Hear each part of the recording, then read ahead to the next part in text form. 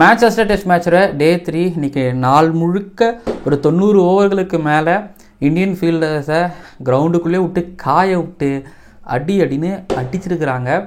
ஒவ்வொரு செஷன்லேயும் 100 run run rate வந்து அதாவது ஒவ்வொரு ஓவருக்கும் ஒரு 4 வந்துக்கிட்டே இருந்துச்சு. ஜோ ரூட் அன்றைக்கி சாதனைகளின் நாயகனாக ஜக்கஸ் காலிஸ், ரிக்கி பாண்டிங், ராகுல் டிராவிட், சங்கக்காரா இவங்க எல்லாரையும் மிந்தி இப்போது சச்சினுக்கு பின்னாடி இருக்கிறாரு. ஸோ நிறைய விஷயம் பேசுவோம். அண்டு ஒரு பக்கம் சோஷியல் மீடியாவில் வந்து கௌதம் கம்பீர் கோச், இன்னொரு பக்கம் கேப்டன் சுப்மன் கில் இவங்க மேலே கேள்வி கணக்கில் எரிஞ்சிட்டு இருக்கிறாங்க. இன்றைக்கி வாஷிங்டன் சுந்தரை ஏன் முன்னாடியே கொண்டு வரலை அப்படிங்கிற கேள்விகள். அண்ட் இப்போது டே 4 முக்கியமான டே 4 இந்தியா என்ன பண்ணணும், எவ்வளோ ரன் அடிப்பாங்க, எவ்வளோ ரன் அடிக்கணும் அப்படிங்கிற விஷயங்களை வந்து டிஸ்கஸ் பண்ண போகிறோம். மறக்காமல் சப்ஸ்கிரைப் பண்ணிவிட்டு முழு வீடியோவும் பாருங்கள். ஜெயலலிதா லேடிஸ் அண்ட் ஜென்டில்மேன், இந்த 88 டூர் ஆஃப் இங்கிலாந்து 2025 டயங்கிராமில் மான்செஸ்டரில் நடந்துக்கிட்டு இருக்கக்கூடிய England versus India 4th test மேட்சோட டே 3யோட analysis and review and day 4ஓட ப்ரீ அனாலிசிஸ் பார்க்க வந்துருக்கிறீங்க. அந்த ஸ்பெஷல் கிரிக் ஆனந்த் ஷோவில் இன்னைக்கு அசால்ட்டாக மாதிரி கேக் வாக் அப்படின்னு சொல்லலாம். விக்கெட் நல்லா ஃப்ளாட் ஆகிடுச்சு. நேற்றுக்கே வந்து பார்த்திங்க அப்படின்னா நிறைய ஓவர்ஸ் பவுல் பண்ணியாச்சு. பாலும் கொஞ்சம் மாதிரி செமி நியூ பால் அளவுக்கு போயிருக்கும். இந்த பக்கம் கம்போஜ் 120 மேலே தாண்டது கிடையாது. ஏதோ 2-3 பால் மட்டும் விரல் விட்டு எண்ணக்கூடிய அளவுக்கு 130க்கு மேலே போட்டிருக்கிறாரு. இன்னொரு பக்கம் வந்து பார்த்திங்க அப்படின்னா ஷர்துல் தாக்கூர் கிட்டே இருந்து நீங்கள் என்ன எக்ஸ்பெக்ட் பண்ணுவீங்க? இங்கே விக்கெட்டில் ஸ்விங் இருந்தாவது, கொஞ்சம் மாஸ்டர் இருந்தாவது, கொஞ்சம் ஏதாவது எதிர்பார்க்கலாம். பட் எதுவுமே இல்லை ஒரு பக்கம். இன்னொரு பக்கம் வந்து பார்த்தீங்க அப்படின்னா coach Gautam Gambhir and Shubman Gill. So இதுதான் கேள்வி விருது. ஜடேஜாவுக்கும் வந்து பார்த்தீங்கன்னா ரொம்ப அதிகமான ஓவர்ஸ் நியூ பாலில் கொடுக்கல. இன்னொரு பக்கம் பும்ரா அண்ட் சிராஜோட ஓவர்ஸில் ஒவ்வொரு ஓவர்லையும் 4 போய்கிட்டு இருந்தது. பட் ஆனால் அப்பப்போ பால்ஸ் அவரோட இருந்தது, உள்ளே எடுத்துகிட்டு வந்துக்கிட்டு இருந்தார். பட் ஜஸ்பிரீத் பும்ரா கிட்ட இருந்து அந்த அளவுக்கு எஃபெக்டிவான ஒரு பவுலிங் பர்ஃபார்மன்ஸ் பார்க்க முடியல. இதுக்கு மேலே வேறு என்ன வேணும்? ஸோ பும்ரா வந்து களையிழந்து விட்டார். இன்னொரு பக்கம் சிராஜ் கொஞ்சம் கன்சிஸ்டண்ட்டாகவும் இல்லை. பும்ரா கிட்ட இருந்த அந்த கன்சிஸ்டன்சியும் போயிடுச்சு, அக்யூரஸியும் இல்லை. அதுக்கப்புறம் இன்னொரு பக்கம் வந்து பார்த்திங்க அப்படின்னா ஸ்பின்னர்ஸையும் அவங்களுக்கு கொண்டு வரல, ஏதோ ஒரு சுணக்கம். இன்னொரு பக்கம் பவுலர்ஸுகளும் பெருசாக இல்லைங்கும் போது ஜாலியாக ஆடினாங்க. என்னன்னா நீங்கள் எதுவும் தப்பு பண்ணிடக்கூடாது, அவ்வளோதான். மற்றபடி வந்து பார்த்தீங்க அப்படின்னா உங்களுக்கு ஆட்டோமேட்டிக்காக ரன் வரும். ஸோ ரன் எடுத்துக்கிட்டே இருந்தாங்க. ரூட் உங்களுக்கு சொல்லவா வேணும்? ரூட்டை வந்து ஆல்ரெடி ரொம்ப கஷ்டமான பிச்சில் அவர் தனியாக ஆடிட்டு இருப்பார். மான்செஸ்டரில் அப்படியே அவருக்கு நல்லா வெயிலும் அடிச்சிச்சு. சில பால்லாம் ரொம்ப வெளியில் போட்டாங்க, தட்டி விட்டார் தேர்ன்மேனில். சில பால்கள் தடுக்கப்பட்டது. ஆனாலும் வந்து பார்த்தீங்க அப்படின்னா நல்லா ஜாலியாக அடிச்சுக்கிட்டு இருந்தார். பட் வாஷியை லேட்டாக கொண்டு வந்தாங்க, விக்கெட் வந்துச்சு. வந்தோடனே ப்ரூக் போப் 2 பேருமே எடுத்தாங்க. அதுக்கப்புறம் ஸ்டோக்ஸில் எனக்கு கிராம்ப் ஆகுதுன்னு அவர் போனதுக்கப்புறம் வந்து பார்த்திங்க அப்படின்னா ஒரு ஜேமி ஸ்மித்தோட விக்கெட்டும் ஓக்ஸோட விக்கெட் விழுந்தது. மற்றபடி வந்து பார்த்திங்க அப்படின்னா இன்றைக்கி என்ன சொல்கிறது, ஏதாவது சில பல விஷயங்கள் டிஸ்கஸ் பண்ண வேண்டியது இருக்குது. 2 விஷயம். ஒன்று வந்து பார்த்திங்க அப்படின்னா இந்தியன் டீமோட பவுலிங் பற்றி டிஸ்கஸ் பண்ணணும்னா, இன்னொரு பக்கம் ரூட்டோட பேட்டிங் பற்றி நம்ம வந்து பேசணும். முதல்ல இன்றைக்கி ஃபேன்ஸுகள் மத்தியில் இருக்கக்கூடிய இந்த கேள்விகள் என்ன அப்படின்னு வந்து பார்த்திங்க அப்படின்னா கேள்வி கணைகள், சந்தேகங்கள் என்ன அப்படின்னா, ஒன்று ஏன் வாஷிங்டன் சுந்தரை வந்து நீங்கள் முன்னாடியே கொண்டு வரல, அதாவது வாஷிங்டன் சுந்தருக்கு வந்து பார்த்தீங்கன்னா ஏன் ஓவரே தரலை அப்படிங்கிற கேள்வி. பட் நான் இதை எப்படி பார்க்குறேன் அப்படின்னா, கோச் கௌதம் கம்பீர் அண்ட் சுப்மன் கில் இது நான் யார் பண்ணதெல்லாம் இல்லை, ஓகேங்களா? ஸோ 2 பேரும் சேர்ந்து அப்படின்னா ஏன் ஸ்பின்னர்ஸை நம்ப மாட்டீங்க? நான் அப்படி தான் கேட்பேன். ஏன் ஸ்பின்னர்ஸை நம்ப மாட்டீங்க? நான் வாஷிங்டன் சுந்தரை நம்ப மாட்டீங்களா? இல்லை, ஏன் ஸ்பின்னர்ஸை நம்ப மாட்டீங்க? இன்றைக்கே எடுத்துக்கிட்டிங்க அப்படின்னா இன்றைக்கே வந்து பார்த்திங்க அப்படின்னா ஜடேஜாவுக்கு ஃபஸ்ட்டு செஷனில் சொற்பமான ஓவர்ஸ் தான் கொடுக்கப்பட்டுச்சு. ஸோ ஒரு விஷயத்தை நீங்கள் கவனிக்கலாம். வாஷிங்டன் சுந்தர் அவங்க நம்ப மாட்டாங்கன்னா இல்லை, அவங்க ஜடேஜாவே, அதுவும் அவங்க சீனியர் ஸ்பின்னரையே வந்து பார்த்தீங்கன்னா அவங்க நம்ப மாட்டுறாங்க தான். விக்கெட் நல்லா ட்ரையாக இருக்குது, ஃபுட் மார்க் கிரியேட் ஆகிருக்குது. இதில் வந்து நீங்கள் ஸ்பின்னரை கொடுக்க மாட்டுறாங்க. பட் எனக்கு ஒரு புரிதல் இருக்குது. ஆனால் அந்த புரிதலையும் நான் ஒன்று சொல்லுவேன், இருங்க நான் சொல்கிறேன். என்னென்னா நேற்றுக்கு வந்து கிட்டத்தட்ட ஒரு 40-30 ஓவர்களுக்கு 46 ஓவர்களுக்கு மேலே போட்டாங்க. ஏன்னா டீக்கு முன்னாடியே வந்து இங்கிலாந்து பேட் பண்ண வந்துட்டாங்களா. சரி, நியூ பாலில் உங்களோட ப்ரைம் ஃபாஸ்ட் பவுலர்ஸ் நீங்கள் அவங்களுக்கு தான் கொடுப்பீங்க. சரி, டீம் முடிஞ்சு பிரேக்குக்கு அப்புறம் வந்து பார்த்தீங்க அப்படின்னா ஃபாஸ்ட் பவுலரை வச்சு ஸ்டார்ட் பண்ணுவீங்க, ரைட்டு. ஆனால் டே முடியும் போது கடைசி 10 ஓவர் வந்து பார்த்தீங்க அப்படின்னா நீங்கள் உங்களோட ப்ரைம் ஃபாஸ்ட் பவுலர்ஸ் தான் கொடுப்பீங்க. அப்போ இந்த மிடில் ஓவர்ஸ்னு ஒன்று இருக்குது இல்லை, லெஃப்ட் ஹேண்டர் பெந்தகெட் இருந்தார்ல, ஸோ அவர் இருக்கும் போது ஒரு வாஷிங்டன் சுந்தருக்கு கொடுக்க வேண்டியதானே.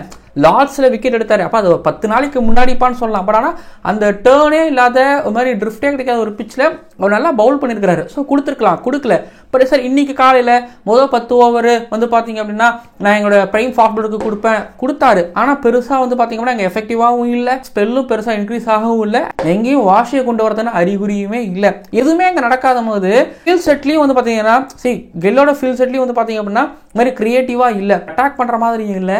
ஆனால் எப்படி நீங்கள் நிப்பாட்டுவீங்க? ஏன்னா உங்களுக்கு ஷர்துல் தாக்கூர் மாதிரி ஒரு கம்போஜ் மாதிரியான ஒரு பவுலர்கள் தான் நீங்கள் வச்சிருக்கிறீங்க. அப்படிங்கும்போது எப்படி பார்த்தாலும் வந்து பார்த்தீங்க அப்படின்னா ரன் ஆட்டோமேட்டிக்காக லீக் ஆகிட்டே இருக்கும். இந்த மாதிரியான ஒரு பவுலிங் அட்டாக் ஒரு யங் கேப்டனுக்கு அண்டு ஆக்சுவலி ஒரு மாதிரி எப்படி சொல்கிறது, கம்பீர் ஒரு யங் கோச். ஏன்னா அவருக்கு இது 2வது Overseas tour, first England tour. இந்த மாதிரியான பவுலிங் அட்டாக் வந்து பார்த்தீங்க அப்படின்னா அவங்களுக்கே அவங்க சூடு வச்சுக்கிறது தான். அவங்க தானேப்பா பிக் பண்ணுறாங்க, அப்சல்யூட்லி கரெக்ட். பட் ஆனால் பின்னாடி நம்ம கிட்ட எந்த அளவுக்கு சரக்கு இருக்குது அப்படிங்கிறதும் ஒரு கேள்வி. ஆனால் நான் சொல்லுவேன், நேற்றுக்கு வாஷிங்டன் சுந்தருக்கு கொடுத்துருக்கணும், இன்றைக்கி ஜடேஜாவுக்கும் வாஷிங்டன் சுந்தருக்கும் அதிகப்படியான ஓவர்ஸ் கொடுத்துருக்கணும். நான் ப்ரிவியூவில் சொல்லியிருந்திருப்பேன், டே 3ல் வந்து வாஷிங்டன் சுந்தரும் ஜடேஜாவும் விக்கெட் ட்ரையாக இருக்குது, ஃபுட் மார்க் கிரியேட் ஆகிருக்குங்கும்போது நீங்கள் எப்படி போடுவாங்க அப்படிங்கிறத பார்க்குறதுல ரொம்ப ஆவலாக இருக்குன்னு நான் சொல்லியிருந்தேன். ஆனால் 5க்கு அப்புறம் வாஷியை கொண்டு வந்து வாஷி 2 விக்கெட் எடுத்தார். பட் சும்மா சொல்லக்கூடாதுங்க, ஒரு மாதிரி வந்து பார்த்தீங்கன்னா வாஷி காற்றுல தூக்கி போடுறாரு. அதாவது அம்பேருக்கு க்ளோஸாக வந்து பார்த்தீங்கன்னா ஒரு மாதிரி நல்லா காற்றுல போடுறாரு, நல்லாவும் இருக்குது.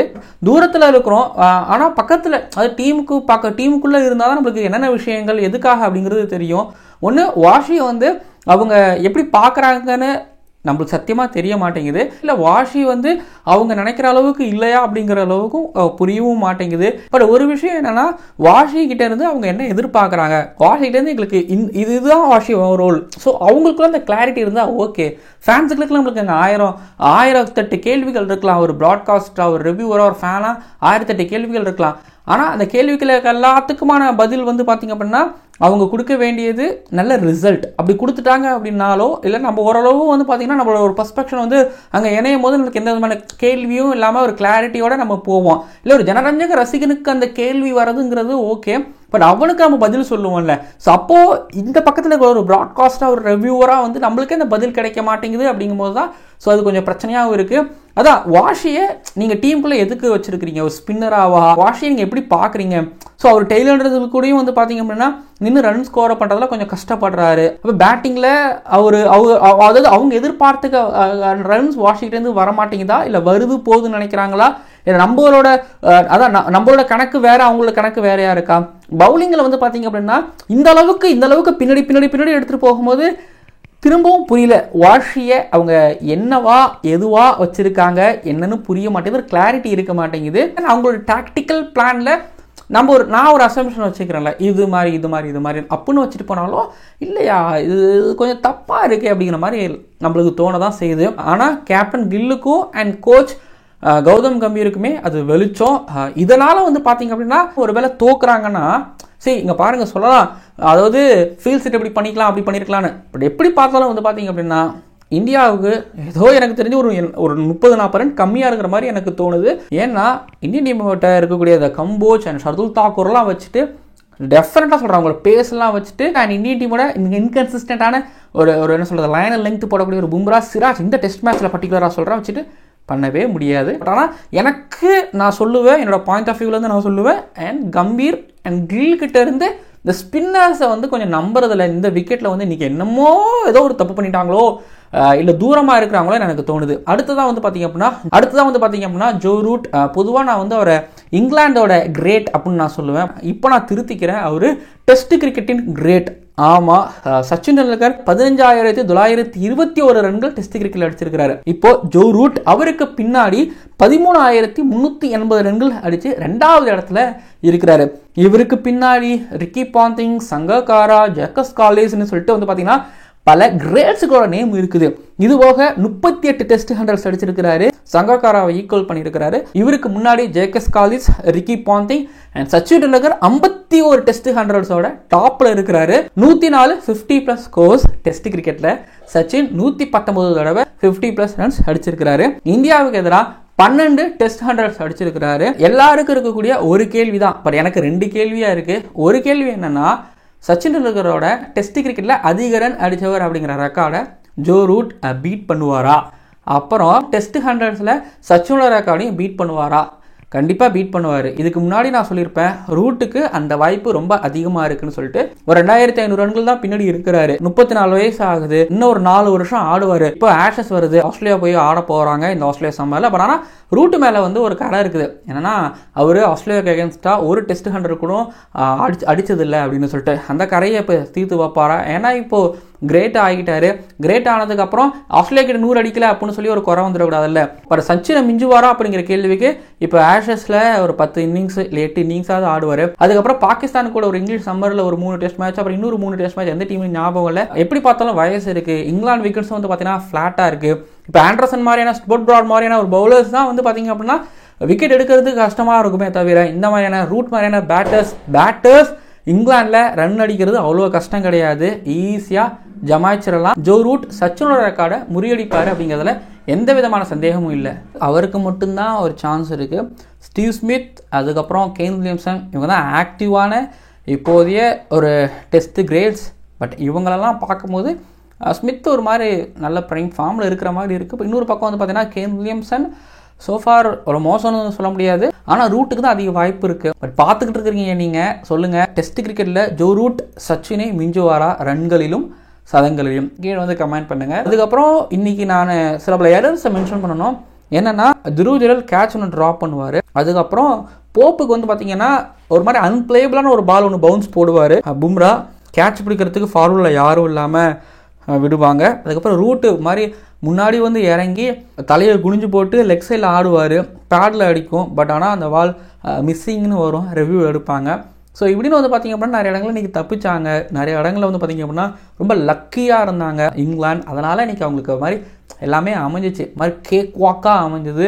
செகண்ட் நியூ பாலும் இந்தியாவுக்கு கை கொடுக்கல, இந்தியன் பவுலர்ஸுக்கும் இந்தியாவுக்கு கை கொடுக்கல, வச்சு செதச்சு விட்டுட்டாங்க இந்த பக்கம் பேஸ்பால் படையினர். அவ்வளோதாங்க.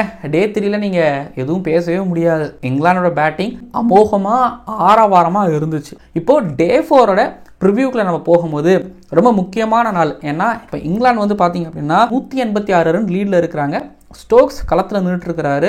அதாவது கிராம்ப்னு போனவர் உள்ளே வந்துட்டார். இப்போ இந்தியா ஒரு நாள் முழுக்க ஒரு 90 ஓவர், கிட்டத்தட்ட 85 ஓவர்கள் 80 ஓவர்களுக்கு மேலே ஃபீல்டிங் பண்ணி டயர்டாக இருப்பாங்க. டே 4ல் வெதர் ரிப்போர்ட் பார்க்கும்போது மதியம் 1 மணி வரைக்கும் மழை இருக்கும்னு சொல்லியிருந்துருக்கிறாங்க. ஆனால் இங்கிலீஷ் வெதர் வந்து பார்த்திங்க அப்படின்னா ஒரு மாதிரி கண்ணாமூச்சி விளையாண்டுக்கிட்டு இருக்குது. அண்ட் டே 3ல் மழை வராதுன்னு எக்ஸ்பெக்ட் பண்ணோம். அதே போல் மழை வரல. பார்ப்போம். டே 4ல் மழை வந்து ஏதாவது ஸ்பாயில் பண்ணால் மட்டும்தான் இந்த டெஸ்ட் மேட்ச்சு மேபி இந்த ட்ரா அதெல்லாம் வரும். பட் ஆனால் என்னை பொறுத்த வரைக்கும் ரிசல்ட் இருக்குதுங்க.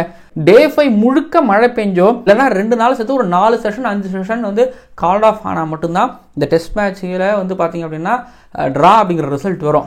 சரி, ஓகே. 186 ரன் லீடில் இருக்கிறாங்க. இங்கிலாந்து எப்படி ஆடுவாங்க அப்படின்னா ரஷ் பண்ணி ஆடுவாங்க. பட் சும்மா சொல்லக்கூடாது. லியம் டாசன், இன்னொரு பக்கம் பென் ஸ்டோக்ஸ், 2 காம்போவும் வந்து பார்த்திங்க அப்படின்னா ஸ்கோர் அடிக்கக்கூடிய காம்போவும் என் கண்ணுக்கு தெரியுது. லியம் டாசன் ஃபர்ஸ்ட் கிளாஸில் ஒரு 10,000 ரன்களுக்கு மேலே கிட்டத்தட்ட அடிச்சிருக்கிறாருங்கிறத தாண்டி ஒரு 10 ஹண்ட்ரட்ஸ் வேறு அடிச்சிருக்கிறாரு. அவர் ஒரு மாதிரி மினுக்கிறாருன்னா ஸ்டோக்ஸுக்கு கால் இருக்குதோ இல்லையோ அப்படியே காலை கழட்டி போட்டு 2 கையும் 2 காலும் போனா சார்னு சொல்லிட்டு வந்து அவர் ஒரு 100 அடிப்பார். ஓகே, ஓவர் பில்டப்பாக இருக்குது நம்ம சொல்லலாம். சரி, இப்போ டே 3ல் இந்தியன் பவுலர்ஸோட அந்த லைன் அண்ட் லென்த் கன்சிஸ்டன்சி இதெல்லாமே ஒரு மாதிரி தாறுமாறாக வேற மாதிரி இருந்துச்சு. பட் அப்படி இல்லாமல் கொஞ்சம் ஒழுக்கமாக டே 4ல் இருந்துச்சுன்னா இன்னொரு 10 ரன்னில் கூட சுடுறதுக்கு வாய்ப்பு இருக்குது. பட் ஆனால் இங்கிலாண்டை அந்த 10 ரன்னுக்குள்ள சுருட்ட முடியாது.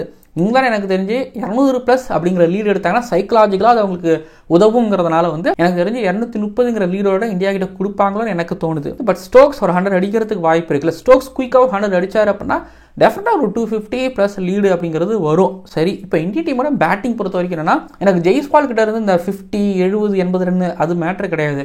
100 இல்லை பிக் டேடி டபுள் 100. ஏன்னா ஆல்ரெடி இங்கிலாந்து கிட்ட நீங்கள் ஹோமில் 100 அடிச்சிங்க, டபுள் 100 அடிச்சிங்க. அந்த மாதிரியான ஒரு விக்கெட் தான் வந்து பார்த்தீங்கன்னா உங்களுக்கு கிடைச்சிருக்குது. இங்கிலாந்துலேயே அப்படி தான் கிடைக்குது. இப்போ மேன்செஸ்டரில் வந்து பார்த்தீங்க அப்படின்னா இப்போ மேன்செஸ்டரில் நியூ பாலில் நீங்கள் பட்டார்னு அடிச்சு பால் சாஃப்ட் ஆனதுக்கப்புறம் நீங்கள் அடிச்சிங்கன்னா ஆட்டோமேட்டிக்காக ஸ்கோர்ஸ் வரும்.